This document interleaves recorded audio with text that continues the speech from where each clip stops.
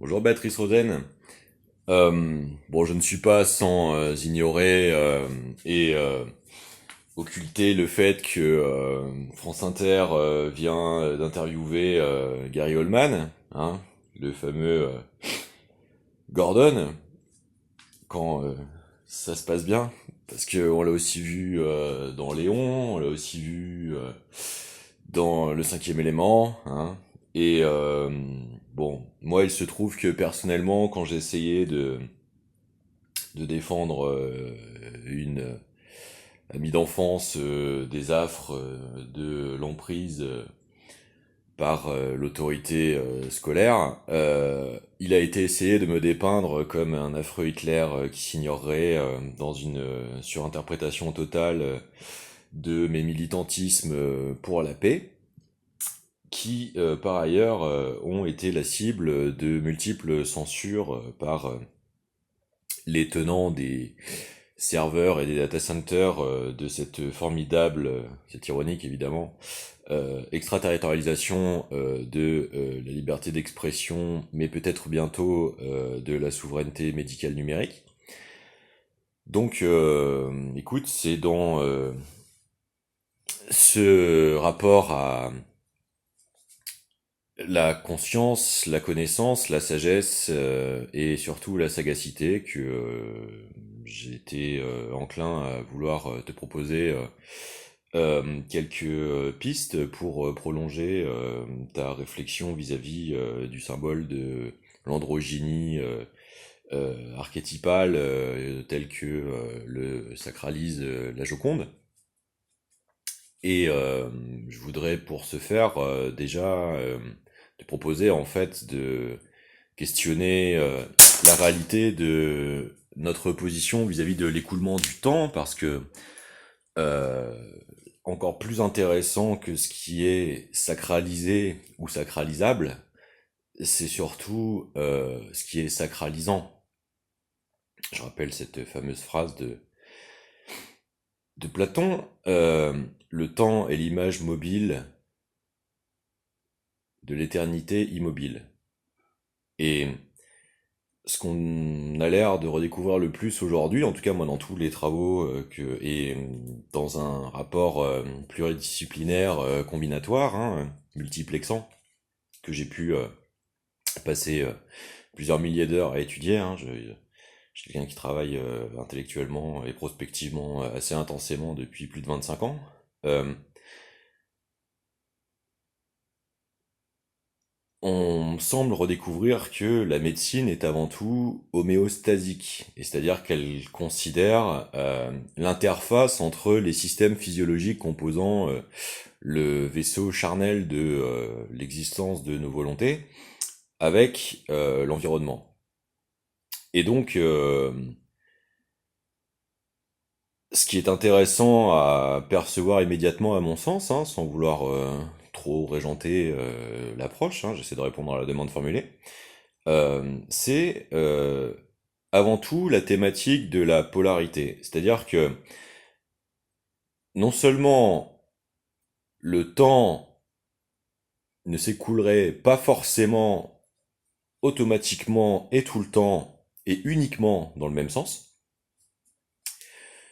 mais d'une manière générale, c'est aussi la question de la ségrégation forcée, peut-être dépassable, entre, dans le système physiologique d'une manière générale, le système sympathique et parasympathique.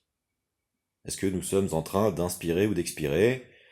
Et pourquoi cela devrait-il être forcément, automatiquement antagonisé? Ce qui, dans l'étude soutenue des arts martiaux les plus poussés, hein, semble pouvoir être remis en question, hein. L'apnée des yogis, les approches du corps acier dans les hauts degrés du kung-fu. Il y a beaucoup de choses qui questionnent l'accès à la tension de surface Or, dans les mucus et les mucillages, ce sont précisément ces états de surface qui définissent nos interactions avec l'environnement, hein, l'enzymatique digestif, le tapissage mucilagique des alvéoles pulmonaires, euh, la conductivité bioélectrique artérielle des impulsions magnétiques du cœur humain dans le système sanguin. Hein, ce n'est pas le sang qui se déplace, c'est l'impulsion électromagnétique véhiculée par le système sanguin qui se déplace. Hein. Le sang ne se déplace que lorsqu'il y a une plaie et qu'il cherche à colmater la plaie. Hein. Mais sinon, lorsque le système physiologique est fermé, hein, ne connaît pas d'ouverture dysfonctionnelle, c'est pas le sang qui se déplace. C'est comme une colonne d'eau. L'eau est incompressible. Quand vous avez une colonne d'eau pleine, c'est l'onde mécanique qui s'y propage. C'est pas le flux eau forcément qui s'y écoule. Ça, c'est quand vous avez un différentiel entre l'entrée et la sortie, une rivière par exemple, un différentiel gravitationnel. Mais dans un système à plat, euh, si ce n'est pas un système hydropneumatique, si par exemple c'est un anneau d'eau fermé et que ce circuit serait frappé par un coup de marteau, c'est pas l'eau qui s'y déplace, c'est l'onde acoustique qui s'y propage. Parce qu'à ce moment-là, l'eau est un conducteur, hein, transposant, hein, transposant la localité géographique des forces, et il n'est pas lui-même un flux. Donc c'est intéressant à considérer, et j'espère que tu verras pourquoi dans ce troisième volet de ce développement, qui est le rapport aussi entre le figuratif et le signifié. Parce que il y a quelque chose qui est particulièrement intéressant aussi dans la Joconde, dont on parle souvent moins, hein, que l'androgynie figurative, portraitive l'identification pure. Hein, c'est aussi le sfumato compose l'arrière-plan paysagique de rapport dans le portrait entre le sujet et le signifié.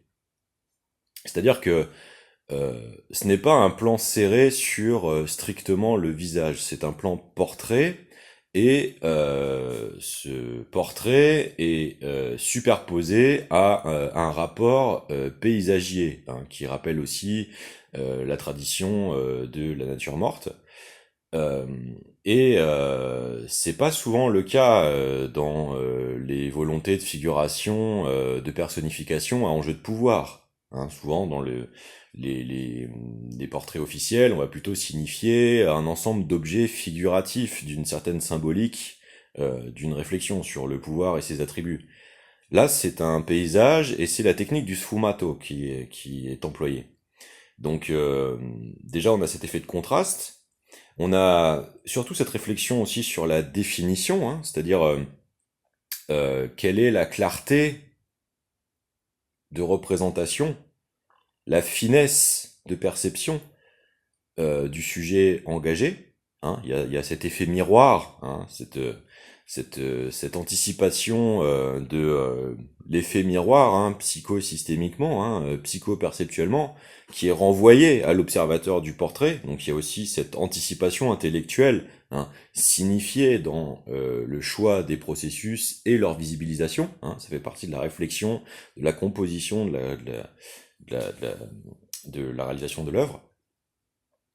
Et c'est aussi cette réflexion sur le